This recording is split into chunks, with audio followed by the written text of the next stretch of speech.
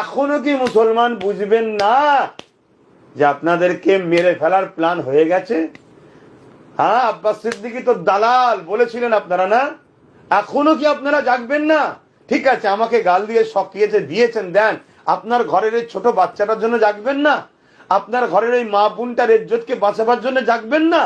আমি জাগার মানে এটা নয় যে ওই সন্ত্রাসদের মতো আপনিও রাস্তায় নেবে যে নিরীহ মানুষকে মানে, এটা বলছি না। রাজ পাওয়ার তৈরি করুন।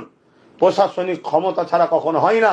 আর যদি মমতাকে আপন মনে করেন, ওকে আপন মনে করেন, তাকে আপন মনে করেন, তাহলে আপনারা যেভাবে ঠকছেন আগামী দিন কিন্তু ঠকলে আর বাঁচার উপায় নেই।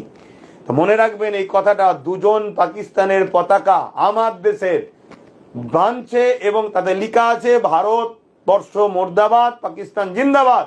তাদেরকে ধরলো, ধরার পরও তাদেরকে জামিন করলো। তাহলে কোন এক জায়গায় পালগুয়েতে যে হামলা হলো, এই হামলা কারা করলো? এই হামলার পরে পুরো দেশ জুড়ে মুসলমান উচ্ছেদের যে ষড়যন্ত্র শুরু হলো, এই হামলা কারা করলো? একটা প্রশ্ন কি থাকে না? এটা বুঝবেন না?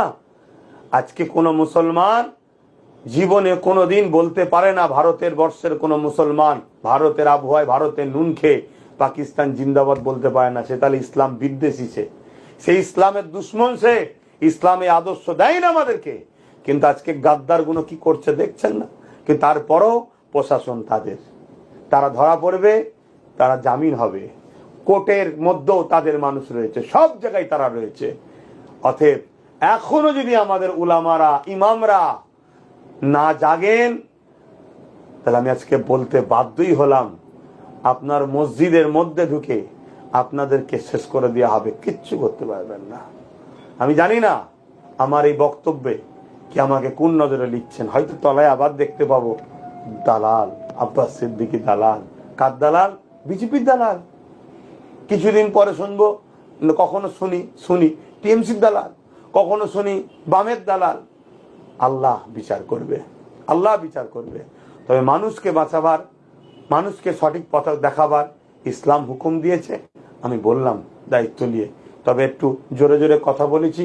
আমি আরো একবার ক্ষমা চাইছি, খারাপ নেবেন না। কেন? আমি খুব ব্যথালে বলে ফেলছি। ভালো থাকেন, সুস্থ থাকেন, আল্লাহ হাফেজ।